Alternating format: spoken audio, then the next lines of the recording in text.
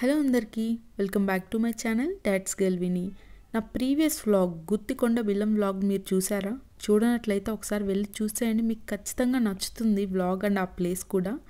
ఈరోజు వీడియోలో వచ్చేసి నేను దైదా కేవ్స్, దైదా బిల్లం గురించి మీ అందరితో షేర్ చేసుకుందాం అనుకుంటున్నాను.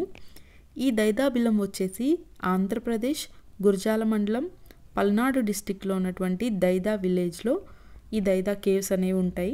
దైదా బిల్లం అనేది ఉంటుంది. మనం ఈరోజు ఆ కేవ్స్ దగ్గరికి వెళ్ళి ఎలా ఉంటుందో చూపిద్దాం అనుకుంటున్నాను. ఈ దైదా కేవ్స్ వచ్చేసి కృష్ణా నదికి ఆనుకొనే ఉంటాయి. ఈ కృష్ణా నదికి యువతల ఆంధ్రప్రదేశ్, అవతల వైపు నుంచి తెలంగాణ అయితే స్టార్ట్ అయిపోతుంది. ఈ టెంపుల్ అయితే ఆంధ్రాలో ఉంది. ఈ దైదా బిల్లంలో మనము అమరలింగేశ్వర స్వామిని దర్శనం చేసుకోవచ్చు. ఈ కేవ్ వచ్చేసి, ఈ గుహ వచ్చేసి స్ట్రైట్గా ఒక 400 మీటర్స్ వరకు ఉంటుంది పొడవు. ఇప్పుడంటే మనం ఫ్రీగా నడుచుకుంటూ వెళ్తున్నాము ఈ గుహలోకి. ఇంతకు ముందు ఒక 2-3 ఇయర్స్ బ్యాక్ అయితే ఈ ఎత్తు వచ్చేసి గుహ ఇంత పొడవుగా ఉండేది కాదు, ఇంత ఫ్రీగా ఉండేది కాదనమాట. కొంచెం డెవలప్మెంట్ వర్క్స్ ఇవన్నీ చేసి చాలా స్పేషియస్గా చేశారు. ఇది మనుషులు నిర్మించిన గుహ అయితే కాదు, ఒకప్పుడు స్వయంగా అవే ఏర్పడిన గుహలు అనమాట. ఇక్కడ లోపల మనం నడిచినంతసేపు అసలు చెమట లేదు, ఉక్కపోత లేదు. ఎందుకంటే ఇక్కడ చుట్టూ కూడా ఫెసిలిటీస్ బాగున్నాయి, ఏసీలు ఉన్నాయి అన్నమాట. జనాలకి వచ్చే వాళ్ళకి ఎవరికి ఇబ్బంది కలగకూడదని చెప్పేసి ఏసీ పెట్టారు, మంచి లైట్ ఫెసిలిటీ పెట్టారు. ఇలా మనం నడుచుకుంటూ వెళ్తుండగా కూడా లెఫ్ట్ సైడ్న అట్లా కొన్ని మార్గాలు ఉన్నాయి, అవన్నీ క్లోజ్ చేసేసారనమాట. ఎందుకంటే అవి చాలా రిస్కీ ప్లేసెస్ అయి ఉండొచ్చు మేబీ. మనం వెళ్తూ ఉండగా మనకి శివుడు అర్ధనారీశ్వర రూపంలో దర్శనం చేసుకోవచ్చు స్టార్టింగ్లోనే. ఈ దైదా బిల్లంకి కూడా గొప్ప చరిత్ర అయితే ఉంది. ఒక 90 సంవత్సరాల క్రితం వచ్చేసి పశువుల కాపర్లు పశువుల్ని మేపుకుంటూ ఉండగా వాళ్ళు ఒక చెట్ల దగ్గర రెస్ట్ తీసుకుంటున్నప్పుడు వాళ్ళకి ఎక్కడి నుంచో సంకీర్తనలు వినిపిస్తూ ఉన్నాయంట.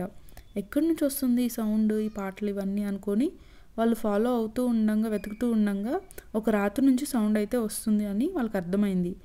ఆ రాత్రిని తొలగించి చూసినప్పుడు అక్కడ ఒక సొరంగం లాగా వాళ్ళకి కనిపించింది అనమాట.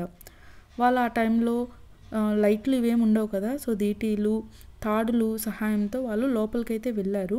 లోపలికైతే వెళ్తున్నప్పుడు లెఫ్ట్ సైడ్, రైట్ సైడ్ రకరకాల గుహలు అయితే ఉండేవి. అప్పుడు ఇంత విశాలంగా అయితే ఆ గుహలు అయితే లేవు. వాళ్ళు పాక్కుంటూ కూర్చొని అలా వెళ్తూ ఉండగా చాలా మార్గాలు అయితే ఉన్నాయి.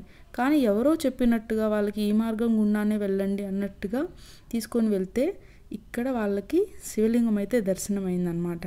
అక్కడ ఏంటంటే దేవతలు పూజించి అభిషేకం చేసినట్టు ఆనవాళ్ళు అయితే ఉన్నాయి. సో అమరుల చేత పూజింపబడింది కాబట్టి ఇక్కడ స్వామివారికి అమరలింగేశ్వర స్వామి అని పేరైతే వచ్చింది. మనం ఇక్కడ లోపలికి వెళ్ళి చూడంగా స్వయంభుగా వెలిసింది అని చెప్తూ ఉన్నారు ఇక్కడ. సో చిన్న శివలింగం మనకి స్వయంభుగా వెలిసింది, మనం చక్కగా దర్శనం చేసుకోవచ్చు. ఇక్కడ కూర్చోవచ్చు కూడా.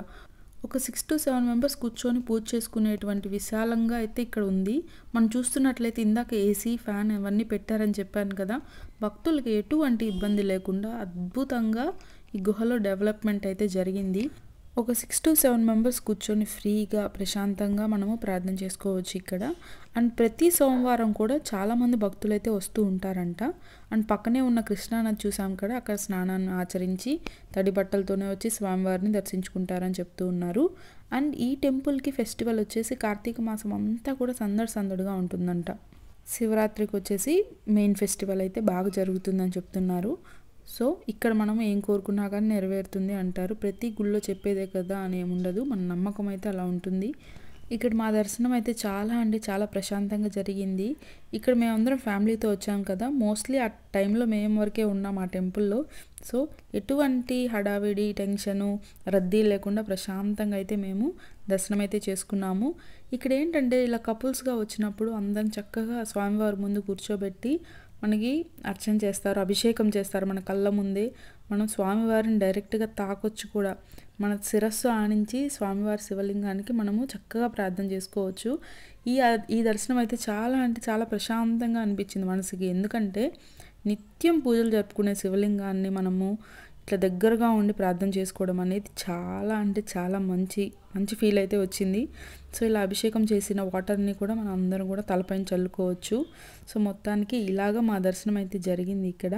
దీని తర్వాత కూడా మనం చూడాల్సిన గుహ ఇంకా ఉంది, ముందుకు వెళ్తే చాలా బాగుంది. అదంతా కూడా నేను క్యాప్చర్ చేశాను. మీరు వీడియో ఎండ్ వరకు చూడండి, బాగుంటుంది వీడియో. అండ్ ఈ ప్లేస్ కూడా ఖచ్చితంగా మీరు కూడా విజిట్ చేయాల్సిన ప్లేస్. ఇదైతే నేను ఫస్ట్ టైం వచ్చాను. నాకైతే చాలా బాగా నచ్చింది ఈ ప్రదేశం, ఈ వాతావరణం. దర్శనం కూడా చాలా బ్రహ్మాండంగా జరిగింది.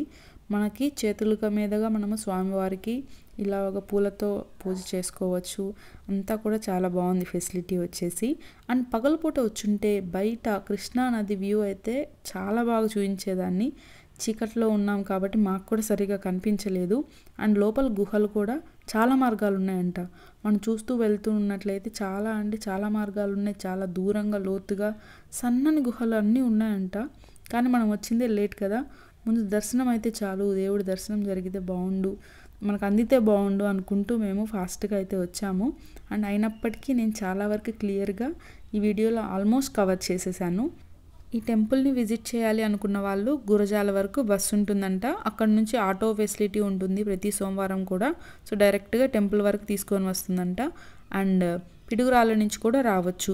ఈ చుట్టుపక్కల అంతా కూడా అడవి ప్రాంతం. సో ఓన్ ట్రాన్స్పోర్ట్ మీద రావచ్చు. అండ్ ఇట్లా ఆటో ఫెసిలిటీ కూడా అవైలబుల్ ఉంటుంది. సో రావాలి అనుకున్న వాళ్ళు తప్పకుండా రండి. చూడదగ్గ ప్రదేశం, చాలా మనశ్శాంతిగా ఉంది. మొత్తానికి దర్శనం చేసుకొని వచ్చాక ఒక్కసారిగా ఈ కేవ్స్ ఇవన్నీ చూస్తూ ఉన్నానన్నమాట. నేను ఇటు నుంచి చూస్తే మనకి లెఫ్ట్ సైడ్లో ఇంక ఇక్కడితో అయిపోయిందేమో, ఈ గుహ ఇక్కడితో ఎండ్ అయిపోయిందేమో, ఇంకా దారి లేదు అని అనిపించేలాగే ఉంది. ఎందుకంటే అక్కడ దూరడానికి కానీ వెళ్ళడానికి కానీ ప్లేస్ లేదు. కానీ వాళ్ళు చెప్పింది ఏంటంటే మనం ఈ దారి గుండా బయటకు వెళ్ళాలి అని. ఈ దారి గుండా ఎలా వెళ్తారో బయటకు అనిపించింది. సరే అని అడుగు ముందుకే కానీ గబ్బిలం వచ్చేసింది, భయం వేసింది సడన్గా. సో వాళ్ళు చెప్పడం ఏంటంటే పాములు కూడా ఉంటే జాగ్రత్తగా వెళ్ళాలి. ఎందుకంటే ఈ చీకటి, మేము ఆల్మోస్ట్ 7:30, 8 ఆ టైంకి వెళ్ళిపోయాము. సో పాములు కూడా ఉంటే చూసుకొని వెళ్ళండి అన్నారు. ఎందుకంటే గుహలో అడవి ప్రాంతంలో ఎంత మనం జాగ్రత్తగా ఉన్నా కానీ గుహలోంచి ఎటు నుంచి ఏమొస్తుందో తెలీదు. సో ఈ దారి వచ్చేసి ఎంత ఒంగోని వెళ్ళాలంటే ఇంకా ఆల్మోస్ట్ మనం కూర్చొని పాక్కుంటా వెళ్తే ఎలా ఉంటుంది పరిస్థితి, అలా ఉంది. సో నేను మోకాళ్ళ మీద పాక్కుంటూ చిన్నగా ముందుకు వెళ్తూ నేను క్యాప్చర్ చేయగలిగాను. అసలు ఎలా వస్తుందో నాకు తెలియదు ఆ టైంలో. ముందు బయటపడితే చాలరా బాబాయ్ అనిపించింది. అండ్ మీకు ఆల్మోస్ట్ చూస్తుంటే తెలుస్తుంది ఎంత చిన్న ద్వారమో. మొత్తానికి ఇట్లాగా ఒక 20-30 అడుగులు వేసిన తర్వాత బయటకు వచ్చాను. బయటకు రాగానే నేను ఒక్కదాన్నే ఉన్నాను అనమాట. ఇంకా నా వెనక వాళ్ళు రావాలి. ఈ ప్లేస్ చూడగానే నాకు ఒక్కసారిగా గూస్ బంప్స్ లాగా అనిపించేది. ఎందుకంటే ఏమో దేవుడి ప్లేసే కానీ సడన్గా చూడగానే నాకు చాలా భయం వేసింది అనమాట. ఇంకా వీళ్ళు వస్తూ ఉన్నారు. చూస్తున్నట్లయితే ఇక్కడ కొంచెం ఎత్తుగా ఉంది మనం బయటకు వచ్చే ప్లేస్. ఇంకా లోపలైతే చాలా చిన్నగా ఉంది. ఇక్కడ పిల్లలు నడుచుకుంటూ రాగలిగింది కానీ కొంచెం ఇంకా వెనకైతే ఇంక పాక్కుంటూనే రావాలి. సో మొత్తానికి వీళ్ళు కూడా వచ్చారు, అమ్మయ్య అనిపించింది. సో ఒక్కసారి ఇక్కడ ఏమేమి ఉన్నాయని చూద్దాము. అలా గుహలో నుంచి రాగానే రైట్ సైడ్కి మనకి ఇలా త్రిశూలాన్ని అయితే మనం దర్శనం చేసుకోవచ్చు. చాలా పవర్ఫుల్గా అనిపించింది ఈ ప్లేస్ అంతా కూడా మొత్తానికి. అండ్ అక్కడి నుంచి లెఫ్ట్ సైడ్కి వస్తే ఇక్కడ కొన్ని దేవతల విగ్రహాలు అయితే ఉన్నాయి. అండ్ పెద్ద నందీశ్వరుడు విగ్రహం కూడా ఉంది. అండ్ ఎదురుగా చూస్తున్నట్లయితే ఇక్కడ కూడా స్వయంగా వెలిసిన శివలింగం ఉందని చెప్పారు, స్వయంగా వెలిసిందని చెప్పారు. సో మనం ఇక్కడ శివలింగాన్ని కూడా దర్శనం చేసుకోవచ్చు. ఇక్కడ చూస్తున్నట్లయితే పెద్ద నంది. ఇక్కడ నందికి మనము రైట్ సైడ్ చూస్తున్నట్లయితే ఒక గోడ కట్టినట్టుగా అనిపిస్తుంది కదా, అది కూడా ఒక గుహ మార్గం, అది కూడా ఒక సొరంగ మార్గం అంట. ఇంతకుముందు ఏంటంటే అక్కడి నుంచి వెళ్తే వేరే వేరే ప్రాంతాలకి, ప్రదేశాలకి మార్గం ఉంది అని చెప్పేవాళ్ళు. సో మేబీ అక్కడికి వెళ్ళడానికి వీల్లేదు అన్నట్టుగా ఆ సొరంగాన్ని క్లోజ్ చేసేసారంట. సో మనం చూస్తున్నట్లయితే అక్కడ గోడలాగా కనిపిస్తుంది. 2-3 చోట్ల కూడా నేను మీకు చూపిస్తాను, ఇలాగా క్లోజ్ చేసినట్టు ఉంటుంది. సో మొత్తానికి ఇక్కడ నందీశ్వరుని దర్శనము, శివలింగం దర్శనం చేసుకున్న తర్వాత ఒక 2-3 అడుగులు ముందుకు వేస్తే రైట్ సైడ్ ఇంకొక అమ్మవారి దర్శనం అయితే మనం చేసుకోవచ్చు. అండ్ ఇక్కడ మీరు అమ్మవారి విగ్రహాలు వెనకమాలు చూశారు కదా, సొరంగం ఉంది అక్కడ కూడా. అట్నుంచి కూడా వెళ్ళే మార్గం ఉంది అంటున్నారు, కానీ ఎవ్వరూ వెళ్ళరంట. సో మీరు చూస్తున్నట్టు క్లియర్గా కనిపిస్తుంది అక్కడ కదా. సో అదొక స్వరంగ మార్గము. సో ఇక్కడ అమ్మవార్ల ఎదురు కూడా నందీశ్వరుడి విగ్రహాన్ని మనం దర్శించుకోవచ్చు. సో మొత్తానికి ఇక్కడ మధ్యలో ఉన్నటువంటి ఈ దర్శనం అయిపోయిన తర్వాత మళ్ళీ కూడా ఒంగోని వెళ్ళాలి. ఇక్కడ చూసినట్లయితే నేను కొంచెం చూపించగలిగాను ఎంత ఒంగోవాలి. ఇంకంతే, మోకాళ్ళ మీద కిందకి వెళ్ళిపోతే ఇక్కడ ఒక జస్ట్ 3-4 స్టెప్స్ మాత్రమే ఉంది. ఇంకా అక్కడ పైకి వెళ్ళి సన్నని దారి ఉంది. ఆ దారి గుండా బయటకు వస్తే ఇదిగో ఈ ఆర్చ్లో నుంచి మనం బయటకు వచ్చేస్తాము. ఇది ఎగ్జిట్ పాయింట్. నేను అక్కడ క్లియర్గా వీడియో తీయలేకపోయాను, ఎందుకంటే ముందు మనం జాగ్రత్తగా బయటికి రావాలి కదా. సో అక్కడ వీడియో క్యాప్చర్ చేయలేదు. మొత్తానికి బయటకు వచ్చాక మొత్తం కూడా శివలింగము, నాగదేవతల విగ్రహాలు అయితే బోల్డ్ అన్ని ఉన్నాయి చుట్టుపక్కల చిన్న చిన్న నందీశ్వరుని విగ్రహాలు అయితే బోల్డ్ అన్ని ఉన్నాయి. సో మొత్తానికి మనము దైదా బిల్లాన్ని అయితే చూసి వచ్చాము.